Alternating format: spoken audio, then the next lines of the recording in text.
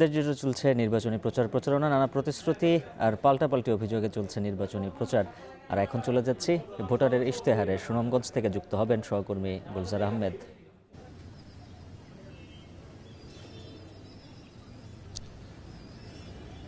একটি নির্বাচন বাংলাদেশের মানুষের দীর্ঘদিনের অপেক্ষা। এই নির্বাচন কেবল একদিনের ঘটনা নয়, বরং পুরোটা সময় জুড়ে দেশের সাধারণ মানুষের প্রত্যাশা, অভিযোগ এবং কিছু স্বপ্নের সমষ্টি। বলছিলাম ইশতেহারের কথা। ত্রয়োদশ জাতীয় সংসদ নির্বাচন উপলক্ষে এখন টেলিভিশনের নিয়মিত আয়োজন ভোটারের ইশতেহারের গাড়ি এখন হাওরের রাজধানী সুনামগঞ্জে। সবাইকে স্বাগত জানাচ্ছি। আমি গুলজার আহমেদ, থাকছি পুরোটা অনুষ্ঠান জুড়ে।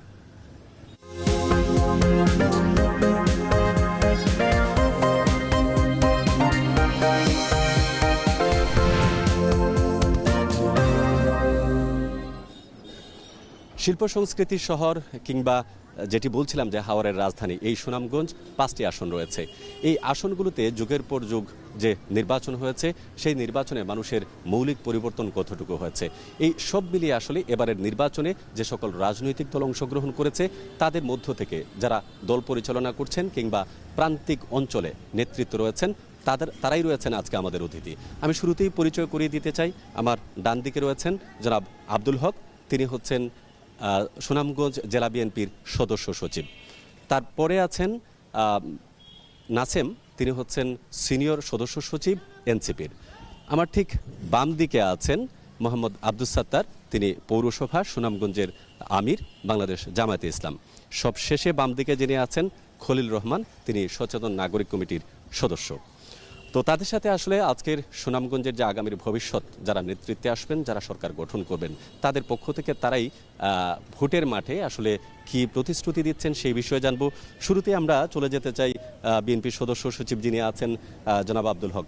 আপনি যদি আমাদেরকে বলেন যে আপনার দল থেকে এবার এই সুনামগঞ্জের 5টি আসনে যারা প্রার্থী হচ্ছেন, নির্বাচন করছেন, সুনামগঞ্জ প্রেক্ষাপটে এই 5টি আসনের মৌলিক পরিবর্তনের দিক থেকে ইশতেহারে আপনারা কি বিষয়গুলো তুলে ধরছেন? ধন্যবাদ আপনাকে, এখন টিভিকে এবং সহ আলোচকবৃন্দকে ধন্যবাদ। উপস্থিত যারা আছেন আপনাদেরকে ধন্যবাদ আমাকে সংযুক্ত করার জন্য, শোনার জন্য। আমি সরাসরি যেহেতু ভূমিকা দেওয়ার সুযোগ নাই, আমি সরাসরি আমাদের এই জেলা প্রান্তিক জেলা এবং সীমান্তবর্তী জেলা।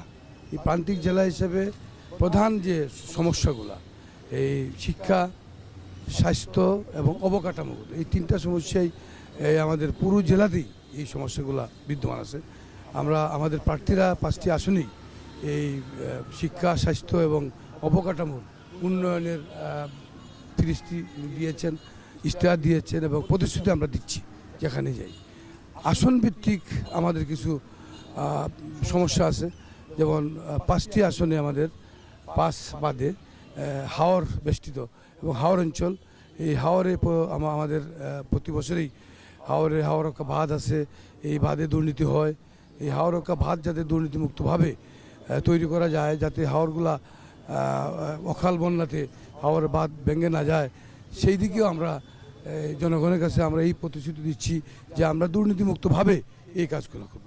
অবকাঠামোর বিষয়গুলো এইখানে দুর্নীতি আছে এবং দুর্নীতিমুক্তভাবে যদি আমরা করতে পারি, তাহলে আমাদের এই প্রান্তিক জেলা বিভিন্নভাবেই উপকৃত হবে। যে আমাদের পাহাড়ি অঞ্চল আছে, আমাদের উত্তর দিকে এখানে কয়েকটা ফসল হয়, রবি ফসল হয়, শাকসবজি হয়, এগুলা শহরে নিয়ে আসতে অনেক সমস্যা। অর্থাৎ আপনি যেটি বলতে চাচ্ছেন যে হাওরের কর্মসংস্থান সহ নানাবিধ যে বিষয়গুলো আছে, সেই বিষয়গুলো আপনারা প্রাধান্য দিচ্ছেন। আসবো আপনার কাছে। আমরা একটু জনাব আব্দুস সাত্তার আপনার কাছে জানতে চাই, তিনি যেটি বলছিলেন যে আসলে তিনি কর্মসংস্থান, তিনি অবকাঠামোগত উন্নয়ন, দুর্নীতি প্রতিরোধ, এই বিষয়গুলো বলছেন। বাংলাদেশ জামাতে ইসলামের যারা প্রার্থী এই 5 আসনে রয়েছেন, নতুনত্ব আপনারা কি এনেছেন এখানে? ধন্যবাদ এখন টিভিকে আজকের এই সুন্দর আয়োজনের জন্য। সবাই যারা শুনছেন এবং দেশ বিদেশে আমাদের লাইভের মাধ্যমে যারা শুনছেন, সবাইকে সুনামগঞ্জের পক্ষ থেকে আন্তরিক অভিনন্দন এবং শুভেচ্ছা জানাচ্ছি। বাংলাদেশ জামাত ইসলামী সুনামগঞ্জ পৌরসভার পক্ষ থেকে আন্তরিক অভিনন্দন জানাচ্ছি। আপনি যেটি বলছিলেন, আমাদের সুনামগঞ্জ হচ্ছে বাংলাদেশের সর্বশেষ সীমান্তে আছে। আমাদের বিশেষ করে সুনামগঞ্জ থেকে আমাদের রাজধানীতে যাতায়াতের জন্য আমাদের একটিমাত্র সড়ক আছে, সেই সড়কটি এখন বর্তমানে খুব নাজুক অবস্থার মধ্যে আছে। এটি হচ্ছে আমাদের সুনামগঞ্জ থেকে রাজধানীর ক্ষেত্রে অত্যন্ত দূরত্বের দিক থেকে আমরা অত্যন্ত কষ্টের সময় অতিবাহিত করছি।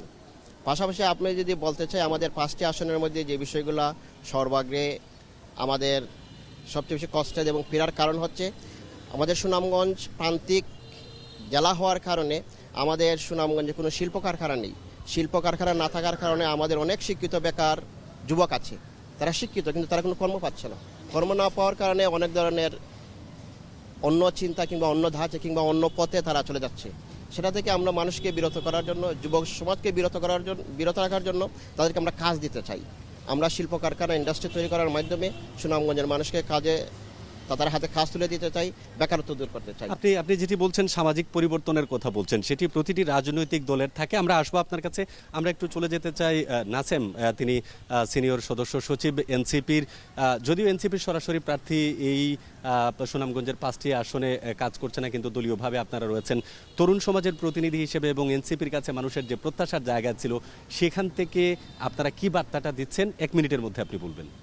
আচ্ছা, ভূমিকা ছাড়াই যদি আমি বলতে চাই, আমাদের আসলে সরাসরি কোনো প্রার্থী না থাকলেও আমরা একটা ইলেকটোরাল অ্যালায়েন্সে আছি। সেই জায়গা থেকে আমাদের যে প্রার্থীরা আছে জোটের জায়গা থেকে তারাই আমাদের প্রার্থী, এবং তাদের মাধ্যমে আমরা এইবার যে অভ্যুত্থান পরবর্তী যে এইবার কাঙ্ক্ষিত নির্বাচন, সেখানে এই পরিবর্তনের জায়গাটা হচ্ছে অন্য সময় হচ্ছে নির্বাচন যারা করতো তারা ইস্তেহার দিত, কিন্তু এইবার হচ্ছে যারা ভোটার তাদের কাছ থেকে আমরা আসলে তাদের চাওয়া পাওয়ার জায়গাগুলোকে কালেক্ট করে আমরা আমাদের ইস্তেহারগুলো প্রকাশ করার চেষ্টা করছি। যেমন আমাদের সমস্যাগুলো বা আমাদের ইস্তেহারগুলো 2 ধরনের হয়ে থাকে। একটা হচ্ছে লোকাল পর্যায়ের যে সমস্যাগুলো, আরেকটা হচ্ছে ন্যাশনালি। দুইটাই আমরা অ্যাড্রেস করে কালেকটিভভাবে আমরা আমাদের ইস্তেহারগুলো তুলে ধরার চেষ্টা করছি। যেমন আমরা এই লোকালি যদি দেখি, এখানকার জলাশয় বাঁচলে এখানকার মানুষজন বাঁচে, এইটাকে কিভাবে পরিকল্পনা মাফিক ঠিক রাখা যায়, একই সাথে কিভাবে এইখানকার 6 মাস হচ্ছে এই অঞ্চলে মানুষজন কর্মচঞ্চল থাকে কিন্তু পরবর্তী সময়ে কাজ থাকে না, তাদেরকে কিভাবে কর্মক্ষম রাখা যায়, কিভাবে এখানকার শিক্ষা এবং যাতায়াতকে উন্নয়ন করা যায়। আবার একই সাথে কিছু জিনিস রক্ষার চেষ্টা আমরা করছি, যেমন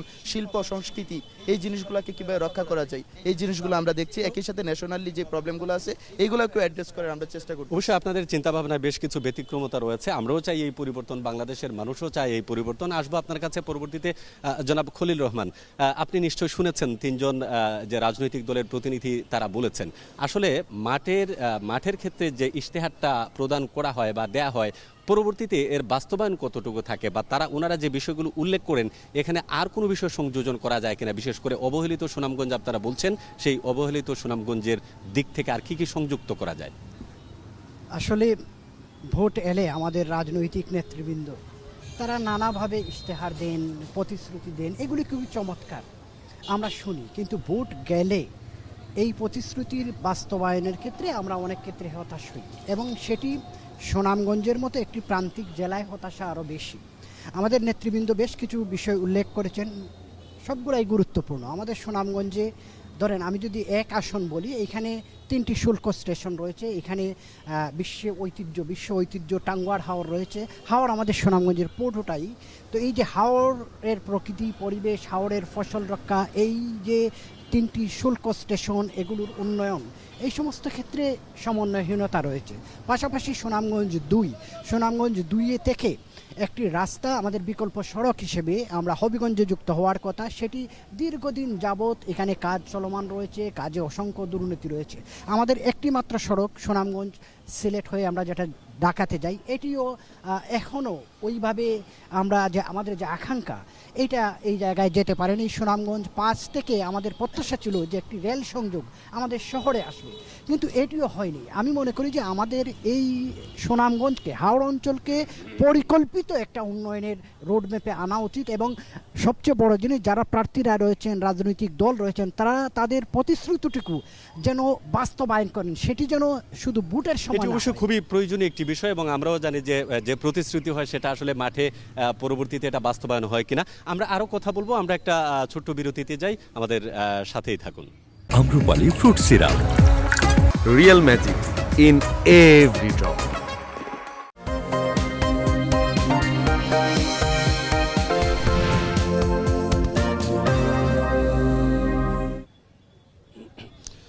সবাইকে আবারও স্বাগত জানাচ্ছি আমাদের আজকের আয়োজনে। আমরা বলছিলাম আসলে ভোটারের ইশতেহারের কথা, অর্থাৎ এই যে ইশতেহার যাদের জন্য সেই প্রান্তিক ভোটারদের কথা নিয়েই কিন্তু আমাদের এই আয়োজন।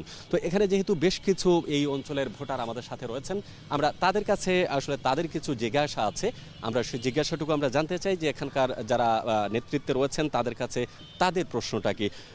শুরুতেই আপনি তো এই অঞ্চলের একজন ভোটার, শুনেছেন যে তারা আসলে কি বক্তব্য তুলে ধরেছেন আপনাদের যারা এই অঞ্চলের মানুষের জন্য। আপনার কি কোনো প্রশ্ন আছে? জি, প্রশ্ন আছে। আমাদের হাওর অঞ্চল যেহেতু এখানে অনেক উন্নয়ন পরিকল্পনা এবং খনিজ সম্পদ, পাশাপাশি হাওরে প্রচুর বরাদ্দ হয় হাওর রক্ষা বাদে, এটা আসলে অনেক দুর্নীতি দুর্বৃত্তায়ন চলমান রয়েছে। এইটা বন্ধে আসলে ওনারা কি ধরনের পদক্ষেপ গ্রহণ করবেন? অসংখ্য ধন্যবাদ। আমরা আসলে দেখি যে প্রতি বছর যখন বৃষ্টির মৌসুম আসে তখন এই বিষয়গুলো আসলে এলাকার মানুষ আতঙ্কিত হয়ে পড়েন, অনেক ক্ষয়ক্ষতি হয়। এখানে বেশ কিছু তরুণ মেয়ে ভোটার আছেন, আমরা তাদের কাছ থেকে জানতে চাই একটু যদি আপনি বলেন যে আপনার এই অঞ্চলে এখন পর্যন্ত কোন বিষয়টা ঘাটতি আছে যেটা ইশতেহারে আসেনি। জি, আসসালামু আলাইকুম। আমি চাইবো যে সংস্কৃতির দিকে, আমাদের সুনামগঞ্জের সংস্কৃতির শহর বলা হয়, রাজধানী এরকম বলা হয়, আমি চাইবো যে এই ক্ষমতাকে আসুক সে যেন সাংস্কৃতিক দিকগুলো নিয়ে যে কাজ যেন করে। আর নিশ্চয়ই এই শহরে আসলে আব্দুল করিমের জন্ম, হাসন রাজার জন্ম, রাধারমন সহ অসংখ্য গুণী গীতিকবি আছেন। আমরা একটু বাম পাশে যেতে চাই। বাম পাশে বেশ কিছু ভোটার আছেন এবং তারা সিনিয়র ভোটারই বলতে হবে, অনেকেই অনেকবার নির্বাচনে অংশগ্রহণ করেছেন।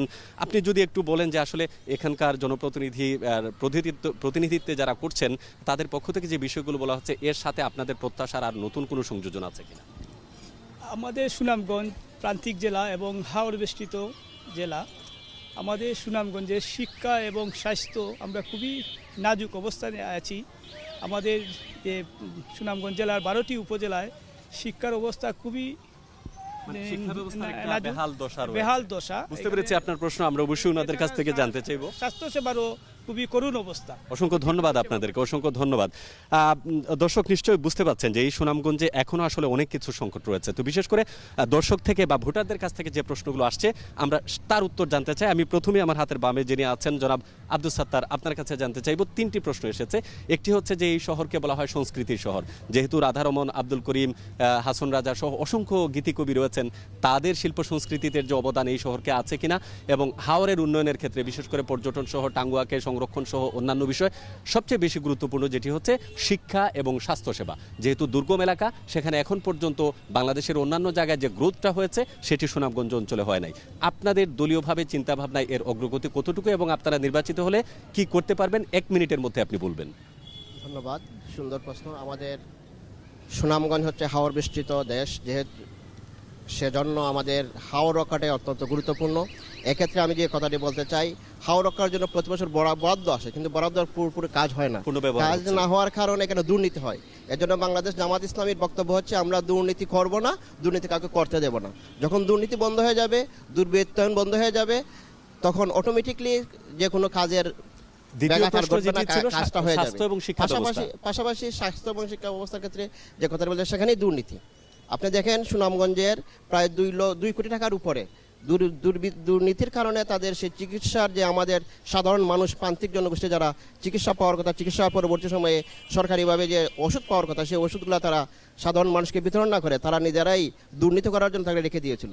যে কোনো কারণে দুর্নীতি করতে পারে নাই, অটোমেটিকলি এগুলো মেয়াদ চলে গেছে। মেয়াদ চলে যাওয়ার কারণে আমাদের এই প্রান্তিক জনগোষ্ঠীর মানুষেরা কষ্ট পেয়েছে। এই জন্য আমরা দুর্নীতি বন্ধ করব। দুর্নীতির বিরুদ্ধে আমাদের স্লোগান হচ্ছে আমরা করব না, কাউকে করতে দেব না। অসংখ্য ধন্যবাদ। আমরা একটু জানতে চাই জনাব আব্দুল হক, আপনি যদি বলেন এই যে শিল্প সংস্কৃতির শহর বলা হচ্ছে, এই জায়গায় আপনার দল নির্বাচিত হলে, সরকার গঠন করলে কি পরিবর্তনটা আনবেন এবং দুর্নীতি বন্ধ, পাশাপাশি এই হাওর অঞ্চলের মানুষের শিক্ষা এবং স্বাস্থ্যসেবা 1 মিনিটের মধ্যে। 1 মিনিটে কয়টা বলবো? অনেক সমস্যা আছে। দুর্নীতি তো আমি আগেই বলছি, দুর্নীতি হবে না, দুর্নীতিমুক্ত হবে। এবং আমাদের শিক্ষা যে বিষয়টা আসছে, শিক্ষা ক্ষেত্রে আমরা উন্নতি সাধন করব। এবং আমাদের একটা প্ল্যান আছে, যে প্ল্যানটা আমাদের চেয়ারম্যান সাহেবই বলেছেন, যে প্ল্যানটা হচ্ছে আমাদের শিক্ষা এখন বাংলা এবং ইংরেজি 2টা ভাষা। আমরা রাষ্ট্র ক্ষমতা গেলে জনগণের ভোটে আমরা আরেকটা ভাষা এখানে চালু করব, সংযুক্ত করব, আরবি ভাষা, যেটা মিডল ইস্টে আমাদের অনেক কর্মী আছে, ওনারা গেলে ওইখানে গিয়ে ভাষা শিখতে হয়, ভাষার জন্য ওনারা চাকরি পায় না।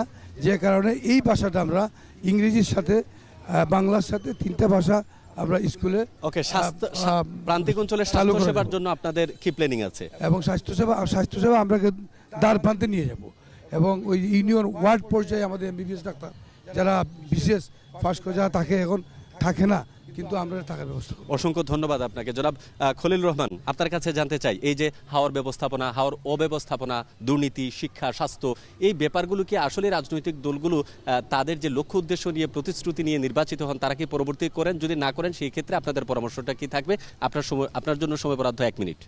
আসলে আমরা সুনামগঞ্জে হাওর কেন্দ্রিক উন্নয়ন, মানুষের জীবনযাত্রার উন্নয়ন, কর্মসংস্থান, পর্যটন সব দিক বিবেচনায় আমাদের একটা দাবি ছিল যে পৃথক হাওর মন্ত্রণালয় গঠনের, এবং এই দাবিটি এখনও আছে। আমরা বিশ্বাস করি, আমরা মনে করি যে রাজনৈতিক নেতৃবৃন্দ নির্বাচন এলে যে প্রতিশ্রুতি তারা দিয়ে থাকেন ভোটারদের আমাদেরকে, সেটি যদি তারা নির্বাচনের পরে বাস্তবায়ন করেন বা তাদের সদিচ্ছা থাকে সেটি বাস্তবায়নের, তাহলে নিশ্চয়ই পরিবর্তন আসবে। এবং সেক্ষেত্রে শুধু রাজনৈতিক নেতৃবৃন্দ নয়, আমরা বলবো সরকারের যে অন্য প্রতিষ্ঠানগুলো রয়েছে, প্রশাসন রয়েছে, অন্যান্য সংস্থাগুলো রয়েছে, সবার সাথে সমন্বিত একটা উদ্যোগ নিলে নিশ্চয়ই আমাদের যে সুনামগঞ্জের হাওর এলাকা, হাওরের মানুষ, হাওরের জীবন যাত্রা, পর্যটন, তারপরে যোগাযোগ ব্যবস্থা, শিক্ষা, স্বাস্থ্য সব কিছুতেই একটা পরিবর্তন আসবে। এবং আমরা মনে করি এটি কেন্দ্র থেকেও যারা এই যে দলগুলোর নেতৃবৃন্দ রয়েছেন তারা এটি কেন্দ্র থেকেও এরকম একটা পরিকল্পনা নেবেন। অসংখ্য ধন্যবাদ। এটি নেওয়া উচিত। আমরা জানি এই মনিটরিংটা আসলে খুবই প্রয়োজন। জনাব নাসেম, আপনাকে আসলে জানতে চাই একই প্রশ্ন, যে এই ক্ষেত্রে আপনারা কি পরিবর্তন করতে পারবেন বা কিরকম পরিকল্পনা করবেন? ধন্যবাদ। এখন পর্যন্ত যে কয়েকটা প্রশ্ন আসছে আমি সবগুলার 4টা পয়েন্টে উত্তর দিয়ে দিতে চাই। প্রথমত হচ্ছে যে তথ্য অধিকার আইনটাকে আমরা সঠিক প্রয়োগ করতে চাই, যাতে প্রত্যেক নাগরিক তার তথ্যটা সঠিকভাবে জানতে পারে। দ্বিতীয়ত হচ্ছে আমরা এই দায়িত্বরত যারা ইউনো অফিস, ডিসি অফিস থেকে শুরু করে যারা প্রতিনিধি নির্বাচিত হবেন আগামী দিনে জনগণের ম্যান্ডেট নিয়ে, তারা যাতে স্বচ্ছতা এবং জবাবদিহিতা দুইটা জিনিস নিশ্চিত করে। আমরা মনে করি প্রথমত আমাদের যে পরিমাণ বাজেট এবং যে পরিমাণ পরিকল্পনা আছে সেটা শুধুমাত্র স্বচ্ছতা এবং জবাবদিহিতার অভাবে এই অঞ্চলে মানুষজন পাচ্ছে না। এইখানকার স্বাস্থ্য খাতে, শিক্ষা খাতে এবং বিভিন্ন খাতে, যেমন টিআইসির কথা বলা হলো, যে হাওর রক্ষাবাদের কথা, এই জায়গাগুলোতে যে বাজেট বা যে পরিকল্পনা থাকে এগুলার জবাবদিহিতা নিশ্চিত হচ্ছে না, স্বচ্ছতা নিশ্চিত হচ্ছে না। আমরা ক্ষমতায় আসলে কিংবা ক্ষমতার যেই ফরম্যাটেই থাকি সেইখান থেকে স্বচ্ছতা এবং জবাবদিহিতা নিশ্চিত করতে চাই। তথ্য অধিকার আইনের সঠিক প্রয়োগটা আমরা দেখতে চাই। এবং আরেকটা জিনিস হচ্ছে গণঅভ্যুত্থান পরবর্তী সময়ে আমরা একটা জিনিস খুব ভালোভাবে খেয়াল করছি, সেটি হচ্ছে যে বাক স্বাধীনতা, সংবাদপত্রের স্বাধীনতা। মানুষ চাইলে তার সোশ্যাল মিডিয়া বা বিভিন্নভাবে প্রতিবাদ করতে পারছে, মানুষ রাস্তায় আসতে পারছে। এইটাকে আমরা জারি রাখতে চাই, যাতে জনগণ প্রেশার গ্রুপ হিসাবে এদেশের যারা নির্বাচিত হবেন, এই অঞ্চলের যারা নির্বাচিত হবেন, তাদেরকে রাইটটিকে পরিচালনা করতে পারে। অসংখ্য ধন্যবাদ। আমি জনাব খলিল রহমান আপনাকে আরেকটা প্রশ্ন করতে চাই।